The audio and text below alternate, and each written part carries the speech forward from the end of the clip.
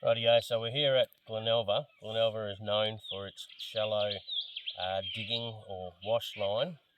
And what we're actually looking for here is the area which is above the bedrock, above the clay, and that is your hopefully sapphire bearing wash. Above that is your topsoil. There's clay above it, topsoil, and then of course plants and debris. Some of the tools that I like to use when I'm digging for this wash is sometimes I start off with the large pick, and what that does is that removes a lot of the topsoil and that little top layer of clay in large pieces so I can remove it without it interfering too much into the wash line. Once I get down to the wash line, I like to use a small scraper, and what this does is this helps me remove that nice fine wash line. If there are large boulders in there, which are these billy boulders, now you actually want these in your wash line. Alright, so the reason you want these in your wash line is because when it's all formed and they're spewed out of the volcano and hopefully the sapphires come running down the hill, they get locked in between these billy boulders. So the more billy boulders that you find in that wash line, the more chance that you have of the smaller or the sapphires getting caught within these rocks within that wash line.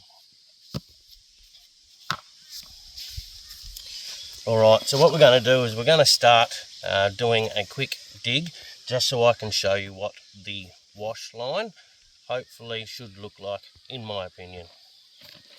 So I'll start by using my scraper because it'll be a lot easier for you guys to see what wash line we're looking at.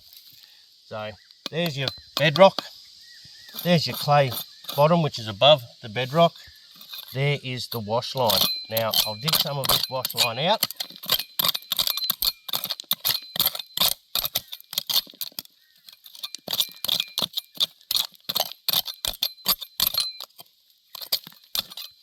You'll see I'm getting some of these larger billy boulders in here, which is a good sign.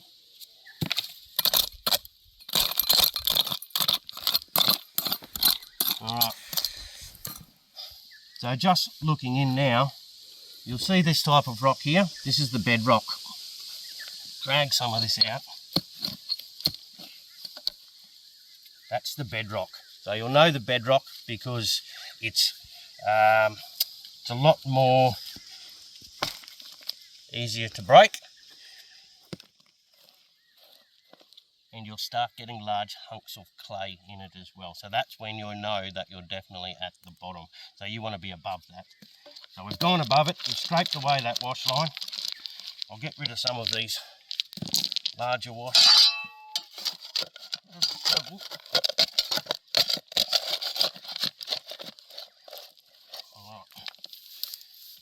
So here we have what is hopefully our wash line. Well, it is our wash line, but hopefully got some sapphires in there. And what you'll see is there's an array of different size pebbly rocks, very gravelly, and it'll also be a little bit ashy. Alright, so that's the deterioration of the volcanic lava, I guess, over the years. There'll be smaller bits of spinel in there and very hard to see. Hopefully some ironstone. So if you're in an iron-rich soil or iron-rich wash, I have found the better chance that you have finding the sapphires. Rightio, so from here I'll go through and I'll dig a few more buckets and then we'll move on to putting it through the trommel.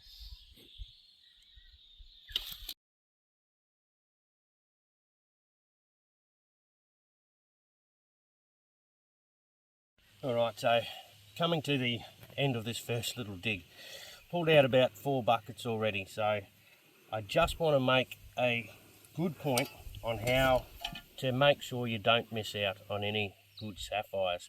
So as we know, the sapphires sit right down on that clay just above the bedrock, so they can embed themselves just slightly in that clay, which is very important when you're just about finishing your little set for the day or for the dig for the morning. So we've just come here, we're about to finish up. Make sure, and it is very important, to scrape the bottom. Alright, so I love this little tool.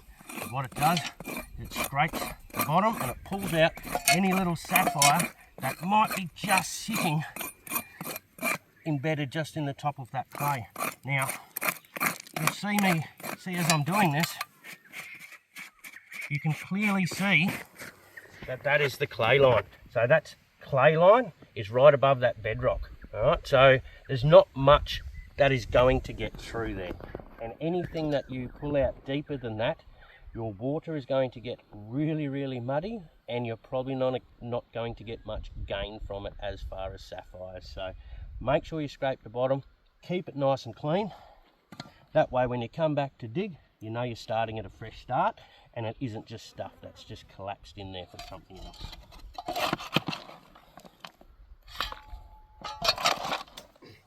So we've got our buckets of wash, and we're about to put it through the trommel. Now, after the trommel, we will be using the Willoughby. Now, it's important to note that when we do use the Willoughby, we use these sieves. They have a coarse sieve and a fine sieve. Now, when I built the trommel, I made sure that the mesh that I used on the trommel was slightly smaller than the smaller mesh that is used on the Willoughby. So the mesh for the smallest sieve on the Willoughby is 3.175 millimeters in diameter for the mesh. The mesh that I used on the trommel is just a fraction over 3 millimeters, which is smaller than the smallest mesh for the sieves that we use on the Willoughby. So this ensures when I use the trommel, it disperses or gets rid of as much of the soot and the silt out of the soil that we're about to put through. I'll get back to the Willoughby shortly. Having a look at this trommel, I'll just quickly talk through about the operation of it. So the way that I have actually built this, I've built this with a removable handle, which I actually screw on, and then so it makes it easier for transport, and that's on. The hopper in which that we pour the soil into, and that feeds through a plastic tube which feeds into the trommel itself. The smaller sieves, as I said, gets rid of all the silt. Coming down to the final bit here is a lot coarser grade, heavier mesh.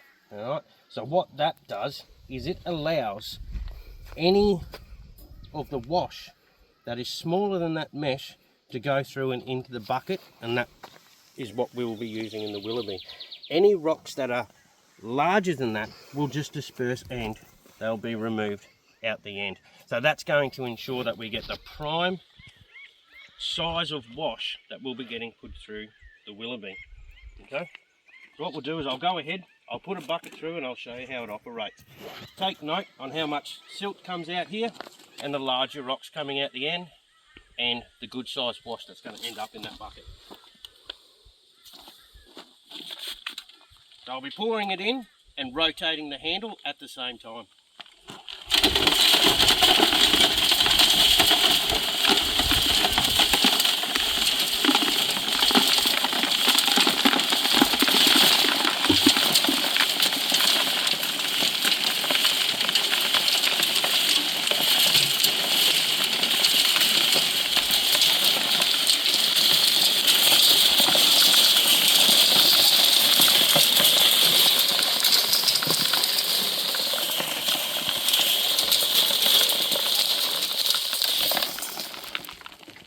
So as you can see, poured it into the hopper. The smaller mesh has gotten rid of all of that fine silt, okay? And you don't want that in your Willoughby. It'll make your water go really dirty and muddy very quickly. At the end here, you'll see this is where the larger rocks have come out because they were too big to go through that mesh. All right? Always good to have a little quick look through these rocks just in case there's a big giant sapphire in there. what's come out through here is the size of the wash that we're looking for. Alright, so nice pebbly, nice and grainy. Okay, so that's the stuff that we'll be putting through the Willoughby. So, but don't be disheartened. Don't think I haven't got a trommel like that, because when I started out, I didn't have one either. So all I did when I started out is I used the finer sieve of the Willoughby, and I'll grab some of this.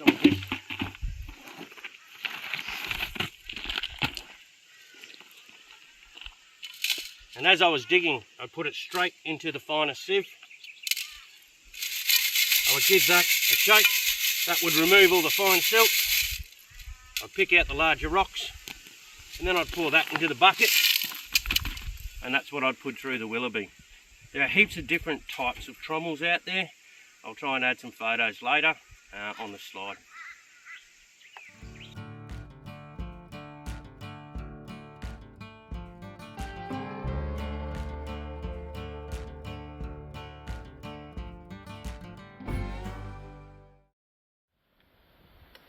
Rightio, so just to point out the worth of a trommel behind me here. So I had started off with 4 buckets of wash. I've ended up with 2. So that's 2 full buckets of larger rocks and really fine silt that I don't have to worry about putting through the Willoughby and making that water quite bad, quite quick. Water's a bit scarce out here, so you've got to bring your own in. So you want to preserve your water as much as you can, especially if you want a good day out here digging. Right, we'll move on to the Willoughby next. Alright, so we're at the Willoughby. Okay, so as I stated earlier, the 2 sieves sit inside the Willoughby here. You have your larger mesh on top and your finer mesh down the bottom. The theory behind it is you pour the wash here that we've already put through the trommel into the top sieve. You shake the Willoughby, and what that does is that cleans the stones. It pushes the smaller stones through the bottom into the smaller sieve. It also shakes the heavier stones into the centre of your sieve. Alright, so prior I mentioned splenel and ironstone. They are a very heavy stone and they will get pushed to the centre, and so is sapphires. Okay, so sapphires is a very heavy small gem, so they will move to the centre of your sieves. Alright, so when we flip them to search, hopefully the sapphires and all that ironstone will be right in the middle of the sieves. Alright, the operation, or the way that I've built this Willoughby, is just a basic steel frame. Up, I have a pivot point here with an arm coming off. Alright, I've made up a holder for the sieves, which hangs off the bottom of this arm here. Now I've put holes all the way through it, so depending on the height of my water, the angle on which that I have the spring, I can move this sieves up and down. Same as the height of the water and the weight of what I put in the sieves, I can adjust this spring to be able to be tighter or less tight when utilising the Willoughby. So when using the Willoughby, what you want to do is you want to pour a good amount, don't be shy, pour a good amount into the sieves. So as I stated, we'll be shaking it up and down to refine it a little bit better. When doing that, you'll just notice that as I go down, the top of this top sieve is just slightly under the water. Alright, so you want that top sieve to be full of water. So that way the rocks or the gravel, the wash, can bounce up and down and move those heavier rocks to the centre. Doesn't take a lot, probably about 5 to 10 seconds of shaking, and then we'll be ready to flip and see what we've got.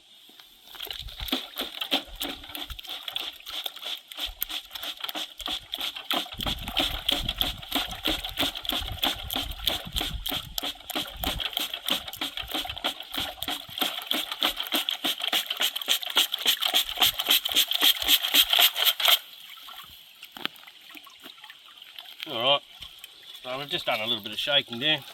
You can see the colour already where it's moved the lighter stones to the outside and then the heavier stones to the centre. Alright, and you can also see where it's moved the smallest stones into the smallest sieve. We'll come over here. What we've got here is just a good old ironing board, a little bit of shade cloth, and what that'll do is that will remove some of the moisture that's in it, because you don't want too much water when you flip it, because it'll make the gems a little bit harder to see. So I'll just go and flip that now. Okay, so we've flipped it. You can see I definitely haven't salted this with sapphires because there's none in here. I can't really see any yet. But you'll see where the heavier stones are inside the centre. So here's some of that ironstone that I mentioned earlier. It's a black, heavy, can be quite shiny ironstone. Alright, so that's a good sign that we're sort of digging in that area. There's a bit of a mixture of some quartz in there. So what I like to do is just give it a little spread out, have a quick glance. If they're there, they're there. Don't spend too long looking at it. Alright? The best way to find sapphires, in my opinion, is the more dirt you move, the more sapphires you're going to move. So don't spend too long doing stuff if you can't see it. When there's one there, you'll see it. Again, nothing there. Get rid of it. And we'll keep going, we'll do some more washes. And when I get down to the smaller sieve, when it has a bit more in it, we'll flip that one out and I'll show you what that one looks like. Okay. So I put through about a bucket and a half already through the Willoughby at the moment. Not much luck, but we've had enough that's gone through that larger mesh sieve, and we're down to the finer sieve now. So it's probably around about a quarter of the way, sort of full, maybe a little bit less of the smaller stones. So I'll give that a shake, and we'll have a look and see if there's anything in the smaller sieve. Sometimes you're more likely to find some in the smaller sieve. Probably not as big as you'd like, but a sapphire is a sapphire at the end of the day, and I've actually had quite a few cuttable sapphires come out of the smaller sieve.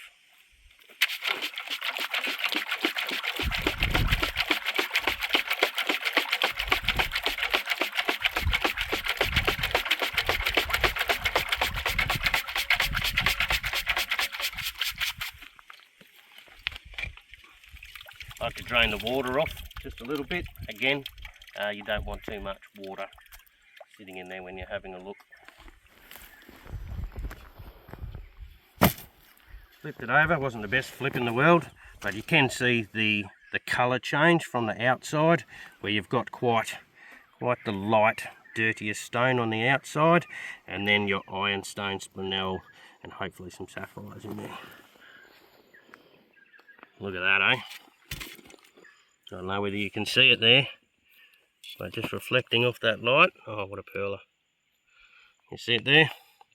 Right, so you only would have just gone through that big sieve. Right, a bit of you can see it there. A little bit smoky, a little bit of inclusions and a little bit of a rough in it, but it's a good sign. It's definitely a good sign. Not too bad.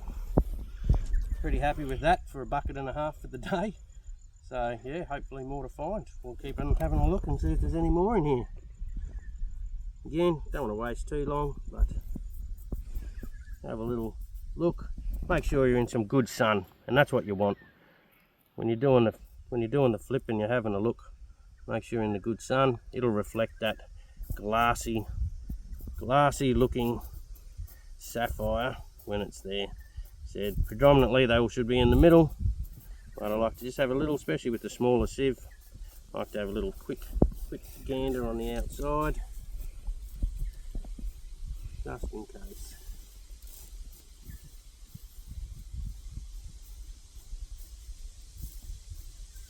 Doesn't look like there's anything more in this one.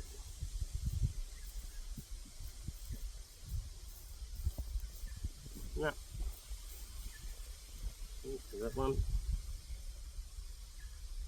No, just a bit of ironstone. Not a bad start to the day.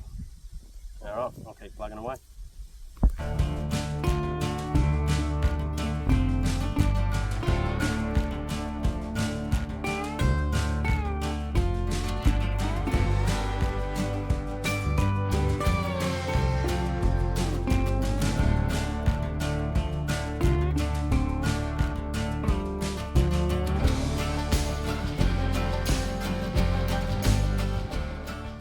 Right, so I'm all finished up for the day, but I do plan on coming back here. So there's a little unwritten law around here. If you whack a bucket on your dig spot that you plan to come back to, whack a rock on the top, whack a rock on the top, so hopefully not so hard that it breaks your bucket, but hopefully that sends a signal to other people, don't dig here, there's a person coming back, and it's just really out of respect and ethics. Cheers, talk to you later. Well, sitting back here now, all showered up, back at the Anarchy Caravan Park, sitting around with a few of the locals. Very friendly, these guys. So today, 22 buckets of wash, or 22 buckets of dirt was actually dug today. Out of that 22, they were then put through the stop biting me. They were put through the trommel, and out of that we got 10 buckets of wash. All right, so you can sort of see how much of the trommel takes out when you're putting it through the Willoughby. So out of those 10 buckets of wash, which isn't a lot, so not a big dig day. It was actually one of my very small digging days, but we did end up with a few. Okay, so sort of see a few there, and what I'll do is I'll probably get some photos of some of these. Like whether you can see that one. She's a little green.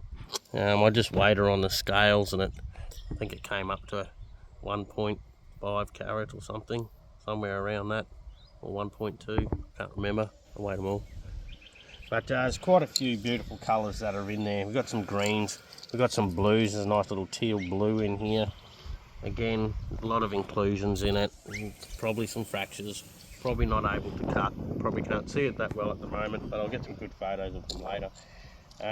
Also pulled out a little yellow as well in there, so definitely an array of different colours. So probably not the best day I've had getting sapphires, but it was a really good day of just having a good fossick around. So yesterday, in the exact same dig spot, pulled out this little beauty. Well, this one peacock is an absolutely gorgeous blue. Not 100% sure if you can see it. Probably not. Look, I'll get a photo of it. It's an amazing one. When I get to home, which isn't here, I'll round up the trip with all of the sapphires that's been found on my 5 days of digging out here, and we'll just go through the next stage on what to do with them when you find them. Have fun, time to sit back, enjoy the afternoon with the locals if they stop biting me. Cheers, Adam out.